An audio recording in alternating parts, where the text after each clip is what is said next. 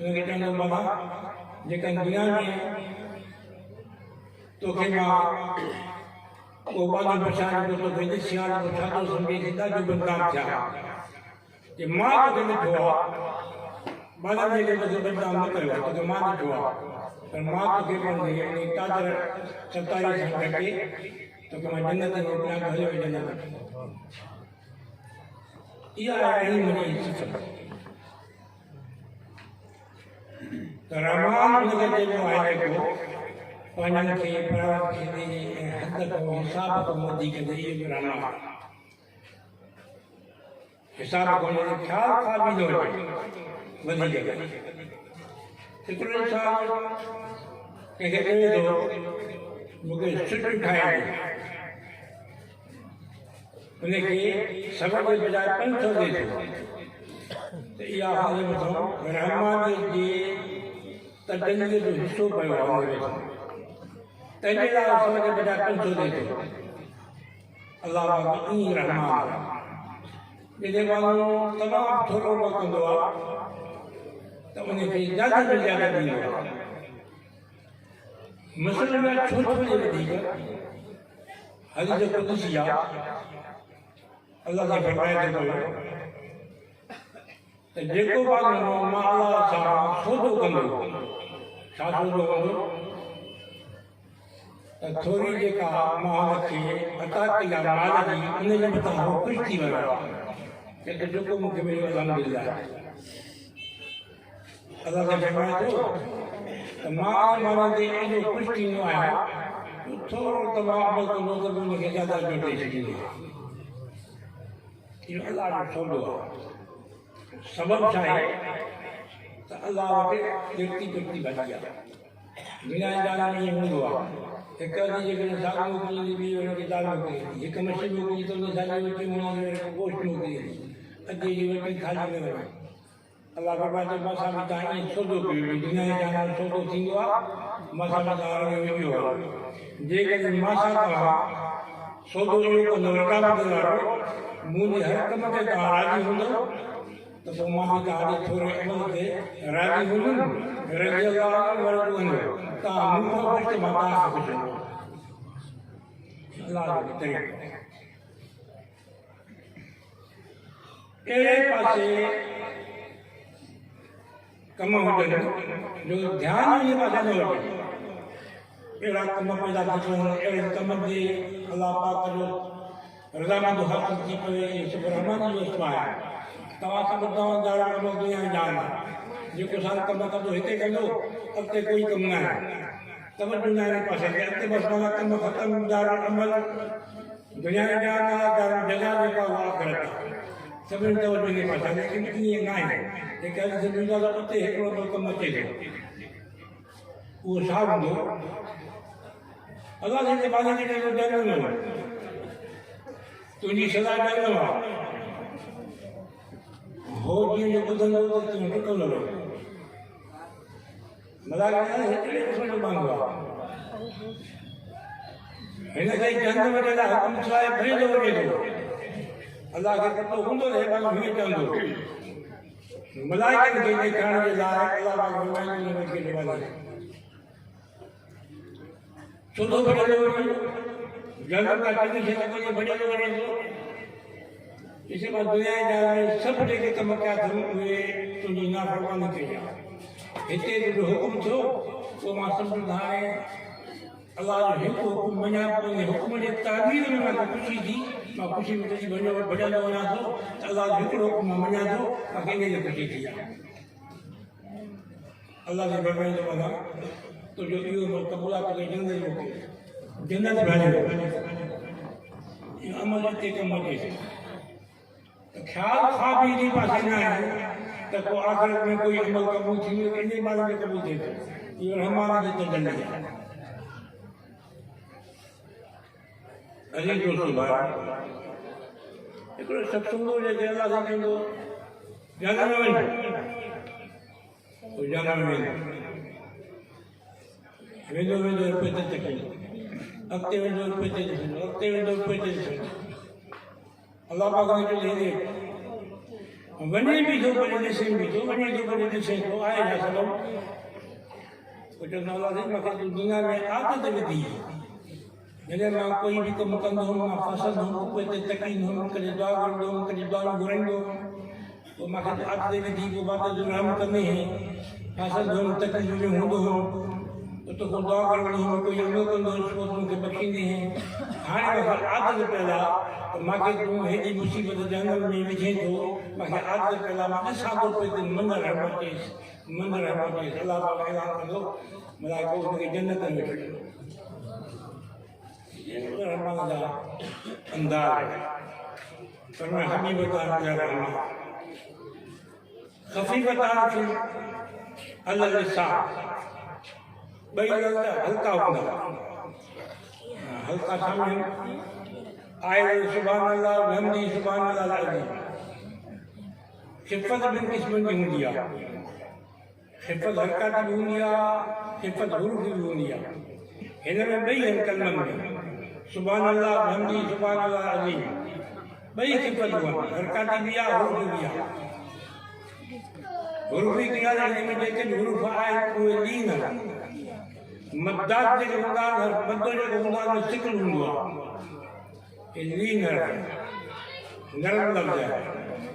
इन में आती है इन खिफत अक्सर जेके फतहात जेका फतह व अखफुल हरकत में हल्किया खुसूसन मबदियात में उनके असर और अफजल समझो वेंदो आहे इन में आती असलात खैर मिनंदो में कानून के मुताबिक इस्तेमाल ना है कानून के जो मिनंदो पढ़ो पर मबदियात में क्योंकि फतहात अखफुल हरकत इन में आती मिनंदो के नाम असलात खैर मिनंदो तो फतहात अखफुल हरकत हिंदन लफ्ज़न में फतहात के हुरूफ जेके उहे लीन अगर के कसरे जाने बनी जाते खसान खसास आए मसलन इल्म में ज़ेरी हो अमली हिसाब से कसरात से तरकीब नहीं मिलती है छो तो इल्म में कसरा है कसरो इंकिसारी गाल था किया मादो सागो दस इशारा होगा इल्म का पढ़ो तो इंकिसारी हुई आज की हुई इल्म में जैसे इंकिसारी नहीं तो वो अमल के जबर है अइन के भी जबर मीम के भी जबर लामा के भी जबर माना था कि जैसे इल्म में इंकिसारी थी नहीं तो वो ताजे अमल में ताजे आसानी थी ताजे अमल में ताजे बुलंदी आसानी थी जबर वाला बुलंदिया कसरो वाला इंकिसारी अर्ज दिया ये इशारा के पास जाकर इल्म में इंकिसारी हुए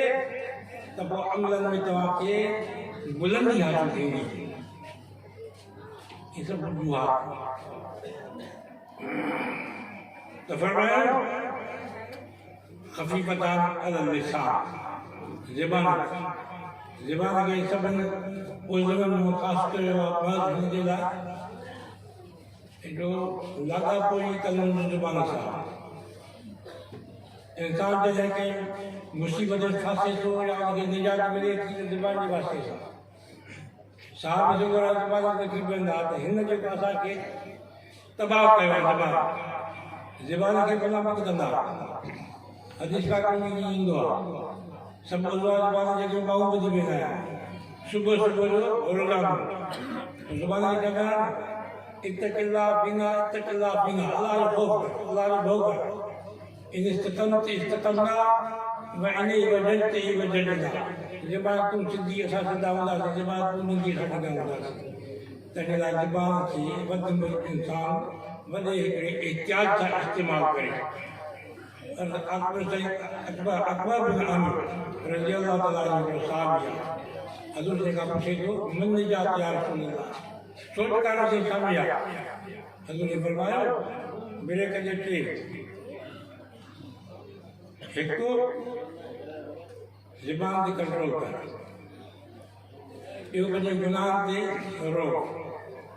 तो बने घर के लाज कर ज़बान के बंद कर ज़बान की ब्रेक दी के ॿिए किथे ॻाल्हाए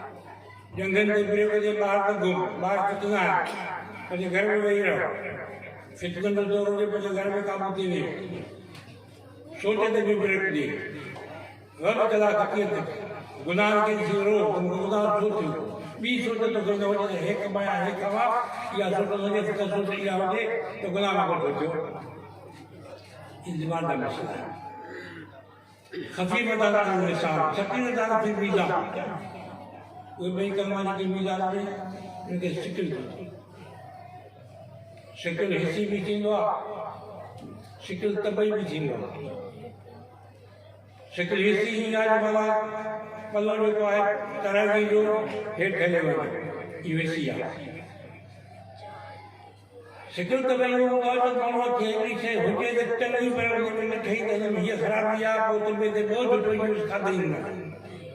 हलवो मिठो त आहे मज़ो ईंदो आहे इंसान खे खाईंदे भेरे मक्खी पई मक्खी पई आहे का शइ पई आहे को लींबू पियो आहे हुनखे मायूसी पैदा थी इहो शिकिल आहे शिकिल तबई आहे त मिठो हिन जे हिसाब सां इहो शिकिल आहे इहो मां छो थो चवां त इंसान जेको गुनाह कंदो आहे गुनाह बि इहे ॿई शयूं शिकिल तबई पैदा थींदो आहे बाज़ारि जो इंसान गुनाह कयां थो लेकिन शिकिल तबई आहे अॻिते वरी मायूसी पैदा थींदी आहे इन जा जेके नताइज उहे गंदा पैदा थींदा कई ज़माने में देगनि खे कलई कंदा पोइ कलई जो तरीक़ो इहो हूंदो आहे त भई देग खे उहो सड़ो लाहींदा उन खां पोइ उनखे धोईंदा धोई उनखे सुकाईंदा सुकाए हिकिड़ो मसालो हूंदो अछो इन अछे मसाले सां कपनि खे लाहे देगनि खे कलई कंदा कुझु वक़्त खां पोइ टमक पैदा थींदी उनखे